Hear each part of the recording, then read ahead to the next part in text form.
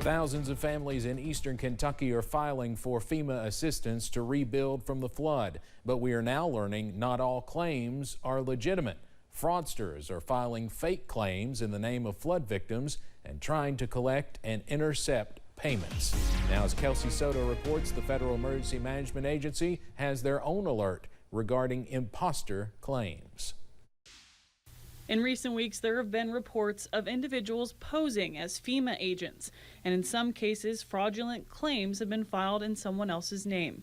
FEMA spokesperson Nate Custer says it's unfortunate that someone would take advantage of those who have already lost so much and may not know what questions to ask or who to trust.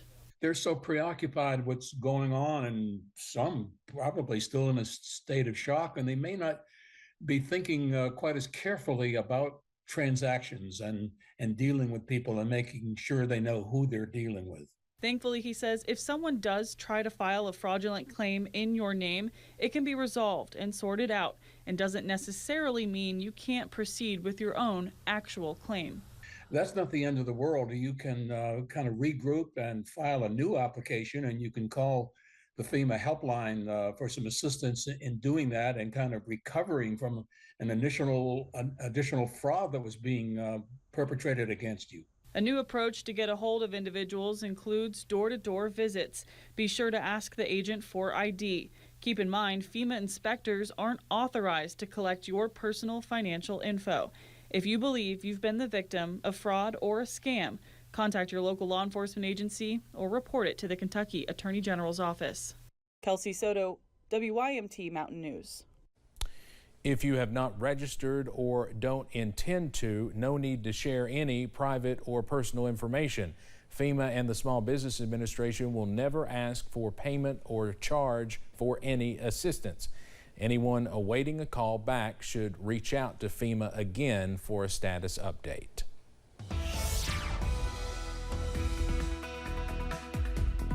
Yet another quiet night around the mountains. Plenty of sunshine as we went through today. We're back into mostly clear skies as we head into tonight.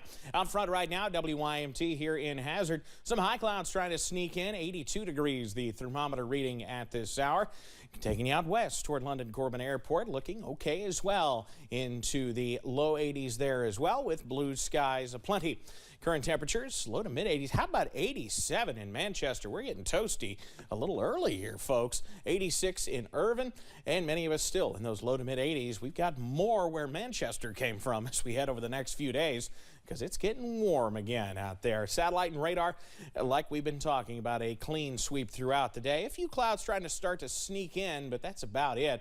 So as we head through the nighttime hours tonight, we're in the mid 60s. Mostly clear with, again, some of that patchy fog, especially in the river valleys. Details on when showers and storms could return and when the heat returns as well. That's coming up in just a bit. Steve? Evan, thanks. A healthcare worker and former Letcher County coroner is in jail on felony assault charges. Whitesburg police say Marty Baker was arrested Wednesday morning in connection to an incident Sunday morning at a home in West Whitesburg.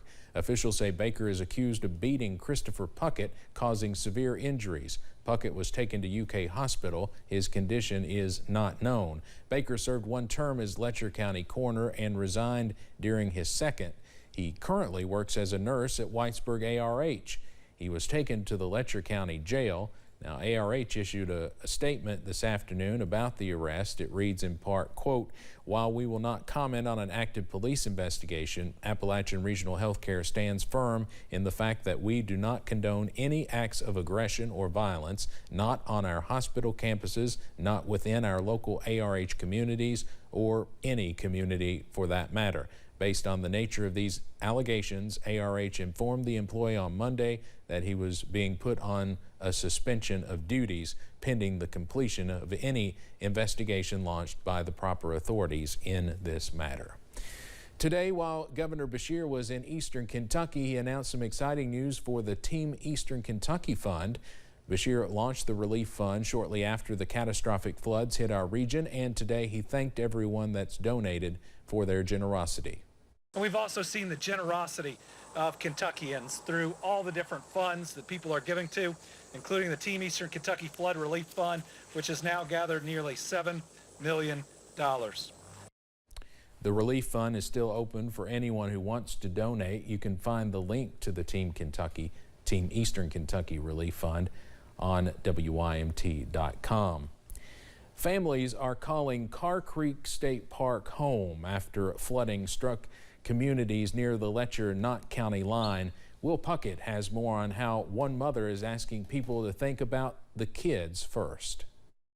There are more than 30 families who are camping here at Carr Creek State Park after they were displaced by the flooding 4 weeks ago.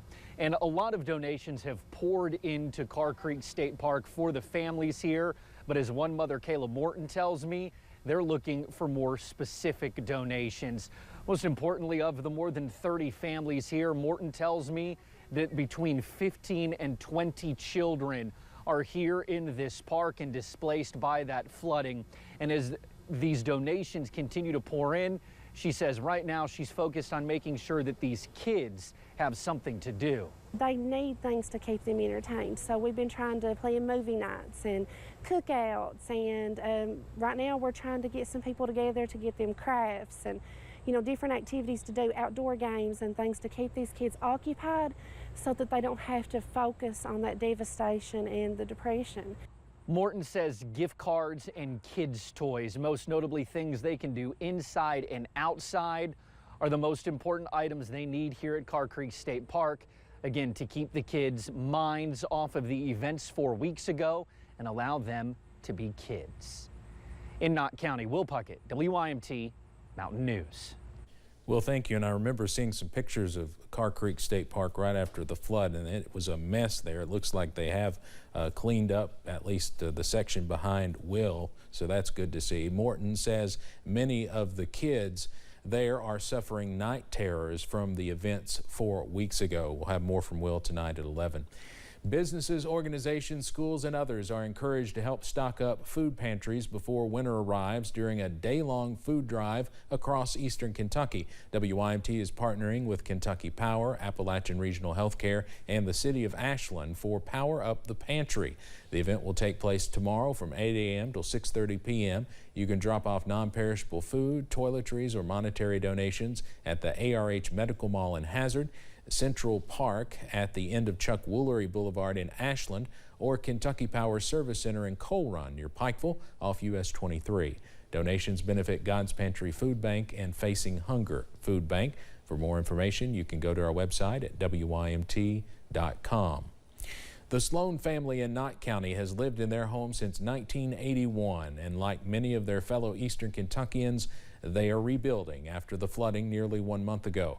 But as WYMT's Dakota Makris explains, help from the Christian Appalachian Project is getting the family back into their home.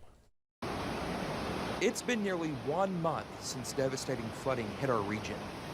The Sloan family saying it was unlike anything they had seen before, with water making its way into their home. By that time, we just didn't know what to do, you know. You kind of wonder, when is the water going to stop rising? You know, is it just going to keep going? Gloria and Ken say water rose to nearly 4 inches in parts of their home. Since then, they have spent the past few weeks getting the mud and water out.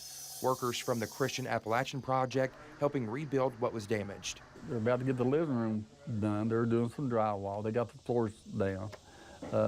And they're working on the kitchen. The family says different groups of crews pitched in over the past few weeks. This week, a group from Minnesota Elevator Incorporated hard at work getting the Sloan's home back to normal. I put out the call to our team and asked if anybody wanted to come out and help, and we had many of our teammates step up and want to come and help. Putting their heart into a stranger's home.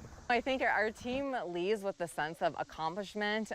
There's a lot of teamwork that happens. They get to work together. I do think that God has blessed us tremendously with the people and the help that they put in our lives. In Knott County, Dakota Makris, WYMT Mountain News.